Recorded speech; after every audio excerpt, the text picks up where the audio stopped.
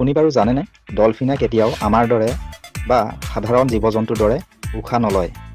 ইহঁতে উশাহ ল'বলৈ মনত পেলাই বা চেতনা মনেৰে ইচ্ছা অনুসৰি উশাহ লয়। ইহঁতে যদি বহু সময় উশাহ ল'বলৈ পাহৰি যায় তেন্তে ইহঁতে মৃত্যু হ'ব পাৰে। এতিয়া এটা প্ৰশ্ন হয় যে যদি তেনেকৈ উশাহ লয় তেন্তে ডলফিনে শুই থাকোঁতে কেনেকৈ উশাহ লয়?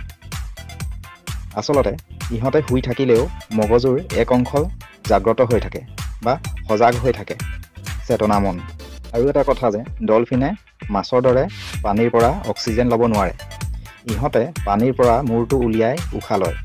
ইংৰাজীত এই প্ৰাণীক অব্লিগেট কনচিয়াছ ব্ৰেডাৰ্ছ বুলি কোৱা হয়, অৰ্থাৎ ইহঁতে ইচ্ছা কৰি চেতনা থাকোঁতে উশাহ লয়।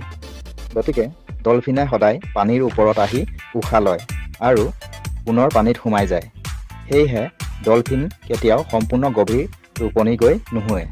মগজুৰ এটা অংশ টোপনি যায় আৰু আন এটা অংশ জাগ্ৰত হৈ থাকে, যাতে সিহঁতে উশাহ ল'ব পাৰে আৰু বিপদৰ পৰা আঁতৰত থাকিব পাৰে। এই বিশেষ শাৰীৰিক প্ৰক্ৰিয়াটোক ইংৰাজীত ইউনিহেমিস্ফেৰিক শ্ল' ৱেভ শ্লিপ বুলি কোৱা হয়। বন্ধুসকল, যদি তথ্যটো ভাল লাগিলে তেন্তে ভিডিঅ'টো শ্বেয়াৰ কৰি দিব আৰু ইউটিউব চেনেলটো ছাবস্ক্ৰাইব কৰি দিব। ধন্যবাদ। পুনৰ লগ পাম অন্য এটা তথ্য ভিডিঅ'ত।